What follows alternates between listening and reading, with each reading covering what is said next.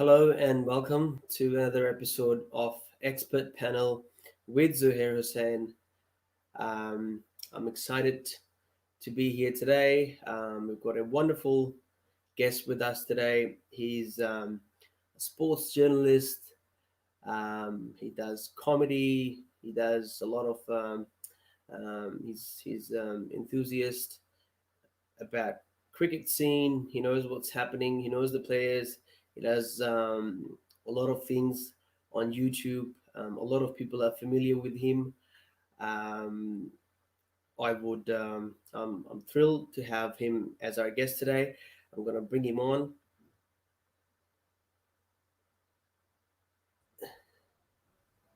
Hey, Dennis.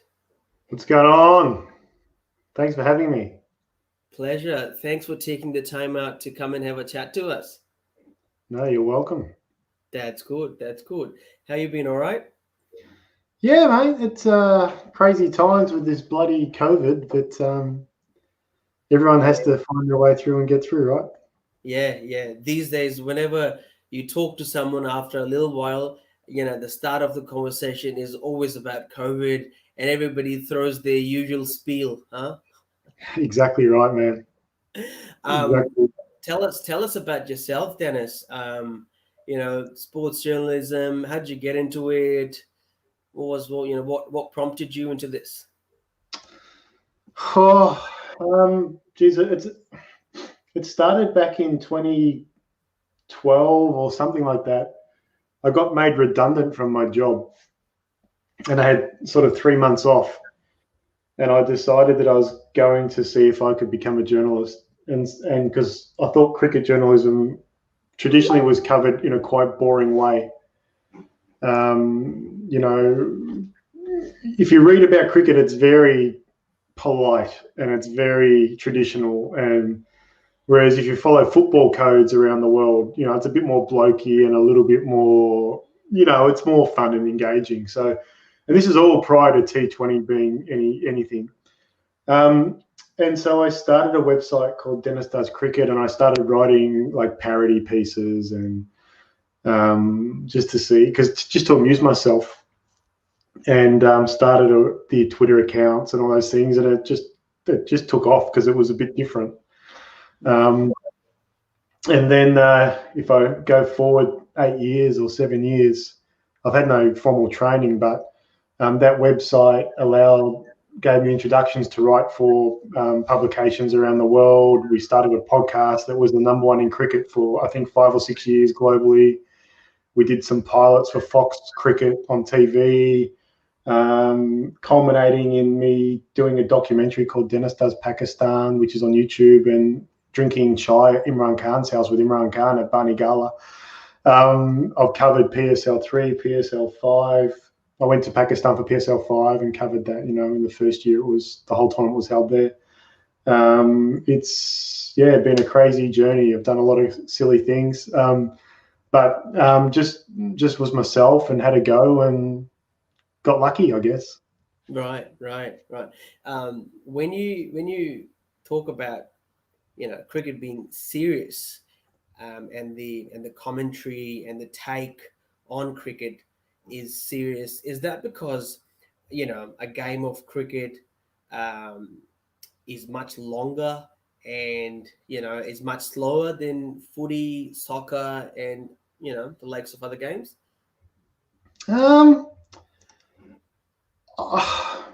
Maybe I think it's primarily, I think, is because it grew up being really only a professional sport in England. This is my theory, and the English are very boring people, and they like to wear shirt and tie and speak properly, and they're all about manners and not offending anybody, and they're always sorry for stuff. English people, when you speak to English people, they're always, oh, sorry. So and they like and so traditionally, in that sport over there, or if you follow the writing, it's all big and flowery and lovely, and it's all about who can use the thesaurus the best, and whoever's found a word that no one ever else has used, and all the journalists pat themselves on the back because you used a crazy word that they had to look up, and well done, high five. Whereas here in Australia, where football is the main sport, if you've been following AFL or you've been following EPL in England or something like that, or Premier League, no one cares about beautifully crafted words. They care about having a laugh, enjoying themselves, banter, all those types of things. So I tried to bring that into cricket. And years and years ago, some of your audience might not remember, but there was a thing here called the 12th Man, which was a guy called Billy Birmingham. He was a comedian, and he did a lot of, I'm going to say now, looking back, a lot of racist and bigoted type comedy around cricket and sport. But it had cut through at the time, and the times were different. And there's just a gap. But now, if you look forward, T20's changed the landscape, and there's more people, being themselves rather than trying to be Richie Beno and Gideon Haigh. Yeah. So when you look at your social media presence, I mean, I have to say, your memes are fantastic. They're hilarious. Who's the creative mind behind them? And don't tell me it's you. Oh, why? I can't have a mind. No, I run all my social media myself, and I do that deliberately. I don't have a team. I want to keep control. I want it to be an expression of me. And the reality is I do the social media, and everything I do is to amuse myself. It makes me happy. It's what I want to say. It's my voice. And it moves over time. Sometimes, I went through a phase where I just did really serious cricket journalism and, deep dive investigative journalism. I was right into match fixing for a long time, and it would astound you the stuff I have in my files around Pakistani match fixes and the documents I have. But then I got bored of it, and I was going to write a book on it, and I might one day. I still have it. But then I started getting back into the funny stuff, and I found that if I make other people laugh, I laugh, and spreading a bit of joy is fun, and it's different, especially with my Pakistani audience, which for some crazy reason has become my biggest audience. Pakistan is a very conservative society when you scratch, at a superficial level. But when you scratch the surface, Pakistanis are very much like Australians, and very much, where we laugh at ourselves, we enjoy humour. The conservatism or the conservative layer of Pakistan, I find, is there just to make sure mummy and daddy are happy. But when you remove that and you get away from the glaring eyes of auntie and uncle and mummy and daddy, which is most of the time it's like this pretend layer, everybody is acting to be on their best behavior. But when you're away from the house, you guys, Pakistanis are just like anybody else in the world. You guys like socializing and having a laugh. And so I think bringing my style and my voice to the Pakistani audience, it's something unique. There's no one else doing comedy in Pakistan around cricket, at least not to the depth that I've been doing, or the tenure that I've been doing. And because it's risky. Even the PCB, the PCB have told me directly, Dennis, one guy said to me in there, it'd be interesting to have you on our commentary team. It'd be interesting to engage you to do things, but it's too risky. We can't do it because you might upset an ex-player, or you might say something that's probably a little bit too risque, or, we can't do that. We need to stay safe. So we'll have Ramiz Raja and Wasim Akram and Bazir Khan and Zainab Abbas, and, they'll stay in the box and everybody's happy. So, but it's funny because that's what they think is what the people want. At PSL 5, my social media hits was higher than the PCB social media hits. So it tells you, what people are relating to. Yeah. Knowing that it's a one-man band, where does your, do you get inspired? Like, obviously nobody does cricket or comedy in this sort of genre. So the creativeness, is this integrated with the culture of Pakistani people? I try to, obviously, having been to Pakistan a couple of times, and spent a lot of time with Pakistanis now, and learning more about Pakistanis. And I lived in India on and off for a couple of years in the early 2000s, so I wasn't naive about the subcontinent. Obviously, India and Pakistan are very different, but I still had some sort of a rapport there. I think it makes my message for the Pakistani audience, especially, even more different, because Agora is talking about, How he hates his auntie putting salt in his orange juice. That's a very Pakistani thing. How would a Gora know that? Or I can talk about Imran Khan's dam fund, or the Orange Line, or all these things that are topical. I follow it. I was writing for Dawn newspaper for a while, and so I have the app on my phone, and every day I still look at what's going on in Pakistan because it intrigues me, the craziness of your country. And so if I can bring that to what I'm doing and the messages and the stories I'm telling, hopefully it's more relatable and therefore more engaging. Did you put on weight when you were there in Pakistan? Did I put on? Oh, weight. Yeah, I became Mota. No. Well, the 2 times I've been to Pakistan, I've lost weight because what I think it is there's no alcohol. Well, not officially. There's lots of alcohol, but we don't talk about that. But I'm not drinking beer much. I'm only eating freshly cooked meat on the barbecue and vegetables. And because I'm avoiding milk, chocolate, sweets, oil, because those are the things that could make me sick. And I don't want to get sick because I only have X amount of, a limited amount of days in Pakistan. Because I'm avoiding all the things that make you fat, and I'm working hard, so I'm not sleeping much because I want to maximize my time. So I'm up at 8 in the morning and I don't go to bed till 3 in the morning. I lose a lot of weight pretty quickly. So it's actually good for me to go to Pakistan. I come home 5 kilos lighter. Right. Obviously that explains, because when you're there, you're busy. How do you find the treatment of Pakistani people towards you when obviously they find you so much involved?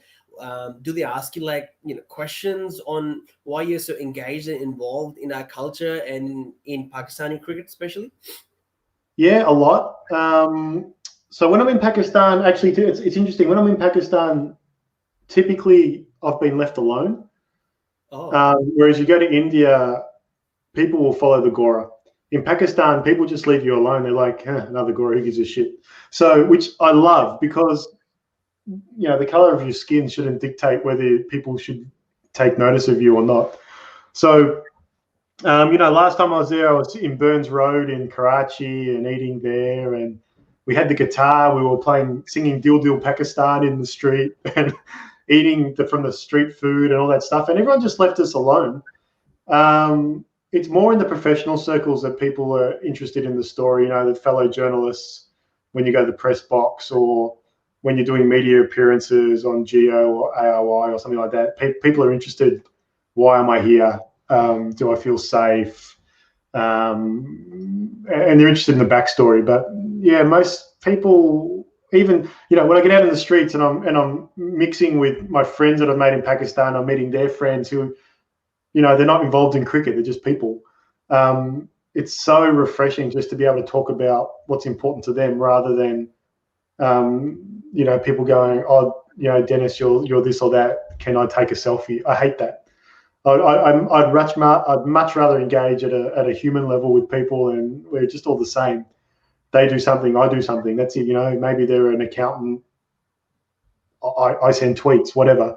That doesn't make anybody better or worse than somebody else. And that's what I like about the Pakistani society.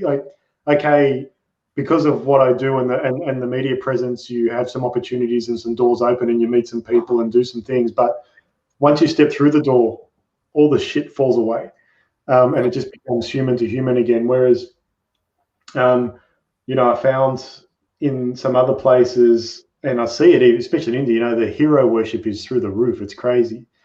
I would hate to be MS Dhoni walking the streets of Delhi, but I'm pretty confident that Sarfraz could walk around Lahore.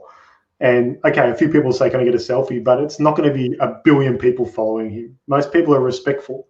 And that's something I noticed when I was in Pakistan, even because, I spent some time with the cricketers outside of the hotels and whatnot. And even we'd go to a restaurant and we'd just talk and have tea or something. And most people were quite respectful of their space, which I really like, because that's a very Australian thing as well. You see the footballers here in Australia, and most people will leave them alone. So yeah, that's what I'm seeing. When you in your interactions with the cricketing giants of Pakistan, do you have a story to share with us, an anecdote, a funny? I have many, probably most I can't share. Um, um, there's a couple of look. My favorite player, one of my favorite players of all time, is Shahid Afridi. And last year, and I'd never met him. And last year, I was spending some time at the PSL with Multan Sultans, where he was playing. And I also spent some time with Quetta Gladiators. So I landed in Karachi. I spent the first week of the PSL with Quetta, and then I flew to Multan, and I stayed in the hotel with Multan Sultans. I was a guest of their team of Ali Khan Tareen. And Haider Azhar is the general manager there, and a friend of mine, and so I got and I know Shan Matsood pretty well, who was captain. So I had some friends in the team, and then I got to know Ali Shafiq and some of these players, Zishan Ashraf, so the younger guys. But I saw Afridi around in the hotel because the players couldn't go out of the hotel because of the bubble, the security bubble, but I could. And I was trying not to be a hero worshipper. I didn't want to be that guy that said, "Oh, Shahid, I'm working with Multan. Can we do an interview or something?" I thought, no, just let it be. If it happens naturally, it will happen naturally, or the Sultans will organise for me to do something with him. I won't push it because I don't want to be that guy. On about the third day, I was walking past the lifts up to the floor where we're all staying, and he was talking to a couple of guys, and I literally just ignored him. Like I saw him, I just ignored him. I hadn't met him still. He grabbed me and stopped me, and he said, "Hey, bloody Gora, I wanted to meet you." And he shook my hand, and it was the most firmest handshake I've ever. Like he nearly broke my hand. He's right. I can see why he can spin the ball, and we just talked just like guys. And he said, "Look, let's organise to have a meal. I want to understand more." And we never got around to that. But on my last day in Pakistan, I was in Lahore, and he sent one of his people down to give me a Shahid Afridi Foundation shirt. Asked me to be an ambassador to support his foundation, which is helping girls get to school in poor areas. And I've done some charity work in Pakistan for girls cricket to get cricket equipment into South Punjabi schools for girls. And yeah, just so that was he's just a wonderful guy. I don't agree with all his views on things, but that's normal in life. But ultimately, his heart's in a wonderful spot. He's been a great entertainer. I've never heard such a roar when he was batting in Multan Stadium. And, every time he walked out to bat, it was like the king had just arrived. It was just amazing. So that's just one story. There's a million stories about players doing good things, players being naughty, players having a side of them that you don't know about that is remarkable. The backstories and some of at the end of the day, they're just humans, right? So yeah, I'm sure if I sit with you for a day and we go and have some chai, I'll learn stuff about you that's amazing, and no different to stories that the players that play for Pakistan might have. So if earlier on you were telling us about Indian players and how you've been there as well, in the news, in the media, on social media especially, there's a lot of hype and there's a lot of Australia, New Zealand between India and Pakistan going on in between people. Do you think that on the ground when you were there in Pakistan, people saw it that way, or people were just pretty chilled about it? What do you mean? What do you mean? Tell me. Like how they say that India and Pakistan, they are competitors, and it's everybody makes a big deal about it and all the rest. So on the ground in Pakistan, everybody laughs about it. So they're like, I love, people say stuff like, I enjoy how you razz up the Indians, but no one, like, people know I don't mean it. It's just banter. Pakistanis don't hate Indians. Indians don't hate Pakistanis. There's this political layer that creates a bit of craziness now and then, but it's not, the average person doesn't hate the average person next door, right? But doesn't mean that Australians don't joke about the English. It's, you guys have a little bit of another level where you blow each other up now and then, but that's okay. But people laugh at it. They like the fact that there's some jokes back and forth. That's all. Yeah. If you talk about women cricket in Pakistan, because you said you support the Shahid Afridi Foundation. Yeah. what did you find in your during your time in Pakistan? Do they get much coverage? Are they well supported, or there is more work that needs to be done there? Obviously, more work needs to be done in women's cricket globally. That's a given. It's changed a lot. When I first went to Pakistan 2017, and I interviewed Imran Khan, I asked him about women's cricket. And, he said it's hard, just even culturally, it's hard. I think the world's moved really quickly. When I was there in 2020, early 2020, I played a game of mixed cricket at Karachi Gymkhana. And it was really interesting because we had some of the Pakistani national team representatives playing, and we played like a mixed match. And it was the first time that women had ever played a match at Gymkhana in 150 years. And it was and so we're knocking down the barriers, and we're helping that way. And I remember from that match was the team we were playing against. The men found it hard because they're so competitive, and I'm saying this match is for the women. So go out and have a bat, guys, but after 3 or 4 overs, just retire. And I can remember this one guy, these two guys, they were just batting for like 8 overs, and there was like 4 girls, 16, 17, 18-year-old girls who were representing Pakistan under 19s and Pakistan national team, ready to come and bat and face the men. And these guys wouldn't retire. I had to walk onto the ground and say, guys, enough. They said, oh, I'm about to make my 50 or all this rubbish. The game is not about you. It's about you supporting these girls. And like the mindset was hard for them to understand. But then when they saw the girls bat and they saw the girls bowl, everything changed because the skills are amazing. And then, I went with Ali Tareen. We went out to Lodran in South Punjab to a girls' school, an all-girls school. And we raised, from that Gymkhana match, we raised $1 million rupees to buy cricket kit for girls' schools in South Punjab. And we went to one of the schools to give the kit with Ali. And he was saying that, 3 years ago, there was no sport in this school. And he just did an advertisement to find any sports coach in the region that could come and help in the school. And the first coach he found was a karate coach, Taekwondo. And he said he came and coached the girls, and the parents came to see like a exhibition the first time they put on an exhibition, and the girls were kicking, with their legs up, and the parents hated it because it was, impure that the girls would have their legs kicking and everything. And he said, you go forward 2 more years, and now the village parents are having wars amongst themselves over whose girl is the better Taekwondo karate puncher or whatnot, and they've taken pride in their daughters rather than being ashamed of their daughters. And he said, through sport, and now they're playing cricket, right? And they're getting this confidence through sport that's allowing them to not just see a life of being, and not that there's anything wrong with it, but just being a village wife and just looking after the men that are in the field and living in poverty. They can see that they can use sport to grow their confidence and have an ambition to go to college or chase whatever dream they have, whether it be sport or professionally. And he said prior to him coming in with sport into these schools, these girls saw no future other than what their mother had done, their mother's mother had done, and what all the villages had done, which is, the women are subservient to the men, cook the food, clean the clothes, that's it, that's your life. And now he said, there's girls that are teachers now at the school who left the school and became teachers. There's girls that have gone into Multan to study, so forth. And the village, he said, culturally, the shift in the villages is so strong because rather than this patriarchy of this strong male-dominated view of the world of what the girls need to be doing, keeping them insular. Now the parents are fighting to make sure that their girl is seen as the one that's had the most chances and is achieving the most. So it's totally flipped the way that the villages around these schools are viewing the role of women in society, and it's just a wonderful thing. I'm so blessed to be part of it.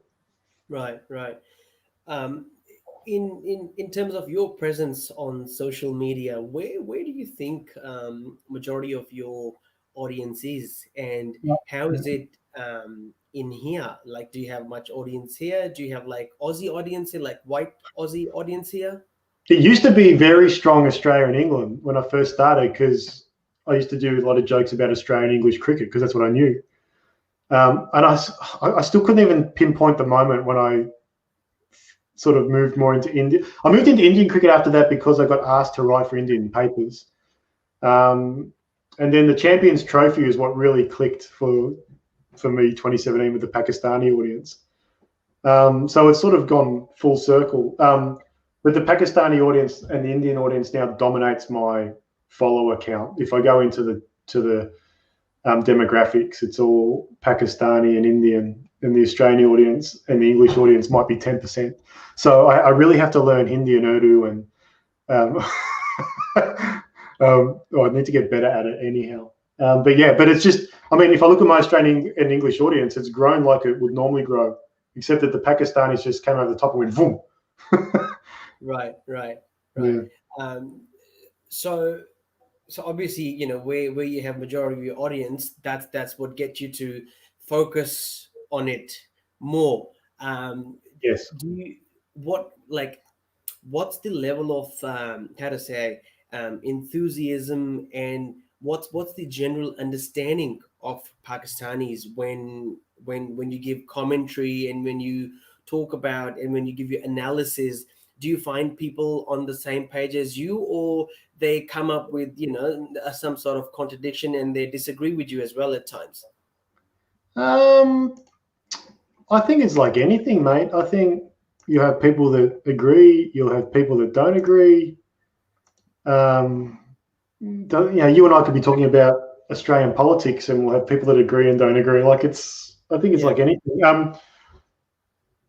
It's really interesting that if the thing that I get the most kickback on and pushback on in the Pakistani circles is when I talk about match fixing.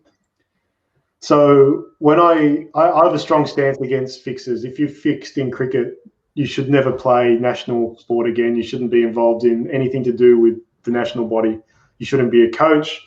You shouldn't be an advisor. You shouldn't play PSL. You shouldn't play for the national team. Go do something else. Become a chaiwala. I don't care. But if you've taken a shit on cricket, it doesn't owe you a thing. And so, you know, I've pushed back hard on Amir playing again for Pakistan. I've pushed back on Salman Butt being hired by the PCB to be a commentator for the National Cup. I've pushed back against Wasim Akram being on the cricket committee and having all this influence. And that's where I get the most, I'll say, hate from segments of the Pakistani audience who either don't agree with me or don't understand why I have that view or don't believe that these people have done anything wrong. And normally they say, oh, what about Smith and Warner? And I have to, you know, in my world, there's a very big difference between cheating to win for the benefit of your team or taking money to lose for the benefit of yourself. So I can't see the two lined up at all. They're very different. You know, people will always bend the rules to do better for their team. That's just part of sport. That's why we have umpires. But people that take money for to line their own pockets so their team loses and does worse, that's, you know, in many countries that's a criminal offence, and there's Pakistani players who have done jail time because of that. So that's where I get the most kickback, and sometimes when I jump into Pakistani politics as well. So if I talk about blasphemy laws, which is my pet discussion topic now and then, I'll get people that are usually more educated agreeing with me, and people that are less educated or a bit more fanatical telling me that don't ever come back to Pakistan because I'll be the next Daniel Pearl. So I've had every extreme. Right. But yeah, you just brush it off. A lot of it's just keyboard warrior stuff. Yeah. When you were there in your time, what did you find? Is there much politics in PCB? Oh yeah, it's out of control. Everything is about saving face. Everything is about who you owe a favour to. Everything out is about protecting the establishment. You know, not that that's unique, but it's rampant in the PCB. And there's little pockets of it starting to change. You know, at a grassroots level, when I look at player recruitment, there's some new people working in the PCB, the younger generation who have dropped, you know, don't have allegiances. I'll put it this way: if you're close to Nadeem Khan, Moen Khan, Waqar Yunus, Wazim Akram, and you work in the PCB, it's likely they helped you get the job, and so therefore you'll do everything you can to protect those guys and look after them, and that's a normal human thing, right? And so this circle keeps going around and around and around, where they just change jobs but still keep getting paid. Misbar's part of this now, unfortunately, as well. But there's this new wave coming through. I see it with Mohammed Wazim, chief selector, who's going, I don't care what happened in the past. We are doing this properly going forward. And he's brought good governance and he's brought transparency. He's choosing squads based on merit. So the world's slowly changing. Wazim Khan is going to have a hard time as CEO. He's trying to break generations of culture in the PCB. And to be honest, I think the PCB is a reflection of Pakistani society in a lot of ways. It's Pakistani society at some of the elitist levels is built around Pachi. And so that's what the PCB is. In the long run, it's only hurting Pakistani cricket. And there's the next generation is starting to understand what good governance means, and they've gone overseas and they've worked and they're coming back and they're going, this is ridiculous. Just because he's the cousin of that guy doesn't mean he gets a job. These things are starting to change. So it's a positive future in that regard. What's your favorite city in Pakistan? You're going to get me shot. It depends. I think depending on the day, I can either love Karachi or Lahore. If I have to live in one city, it would probably be Lahore. It wouldn't be I hate Islamabad. I find Islamabad just like Canberra. It's fake and boring. It's pretty, but it's boring. It's just full of diplomatic goras running around in the army. I loved Multan. I think because I'm a country boy at heart, so it's a small town and it's a bit more relaxed, and I can be in the fields in 5 minutes, and I just love that. I don't know. There isn't a city that I haven't liked.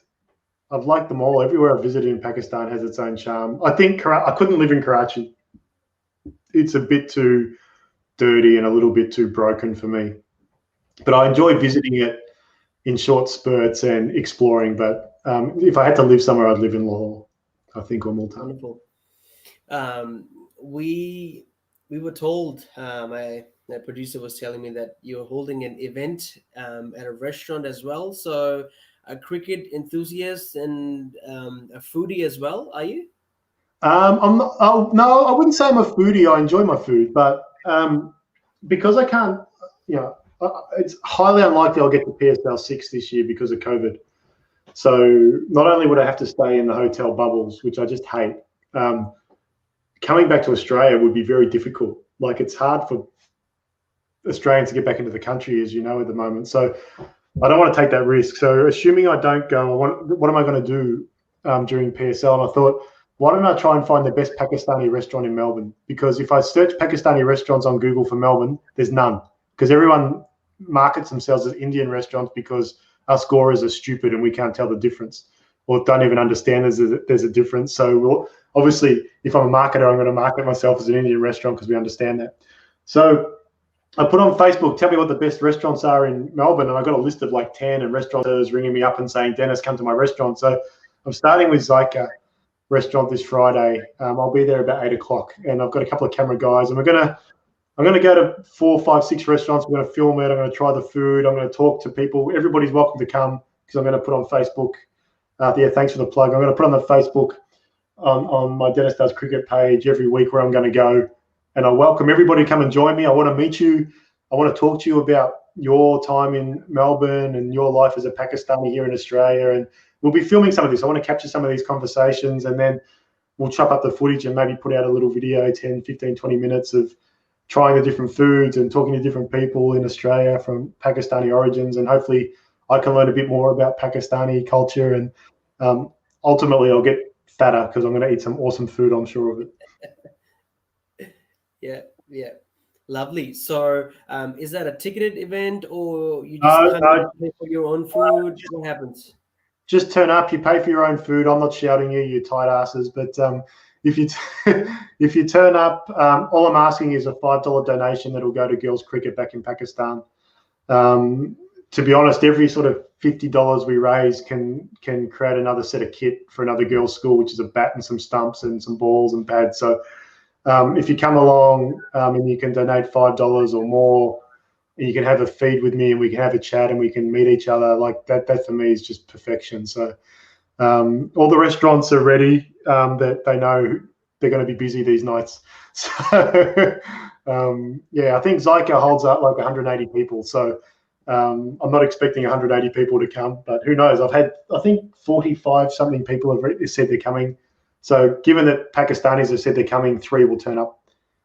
It is a bit like And, that. and everybody will be late. Yeah. That's given. That's understood. Dennis, thank you ever so much for your time. It was wonderful to chat. No, thank you so much for having me. And lovely to hear your stories and to see your experiences and your excitement about Pakistan cricket and how you feel about it. That's truly wonderful and warm.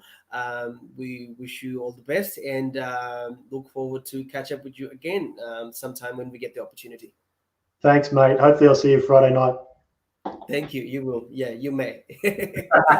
See you, mate. Bye-bye. Thanks, buddy.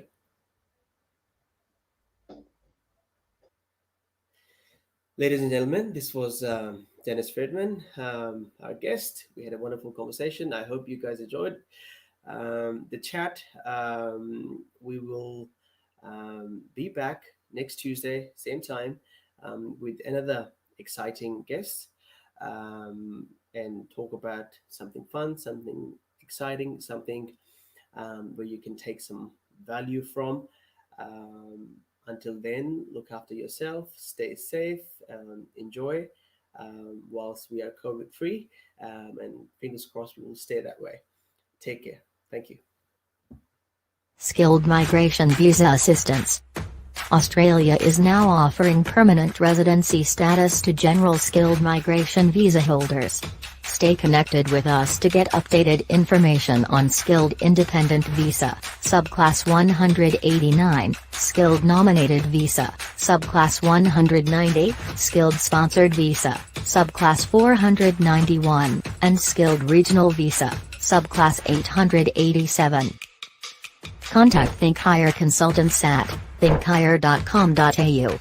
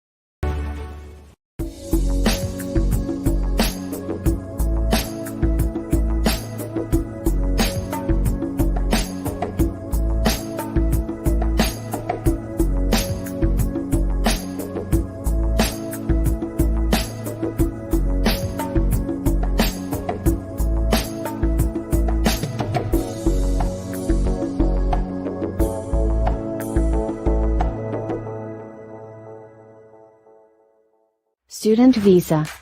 Is it your dream to study abroad, especially in Australia? Don't worry, we are here to assist you and guide you with your study visa process. Being MARA approved professional education visa consultants, we ensure you with maximum support and supervision. Contact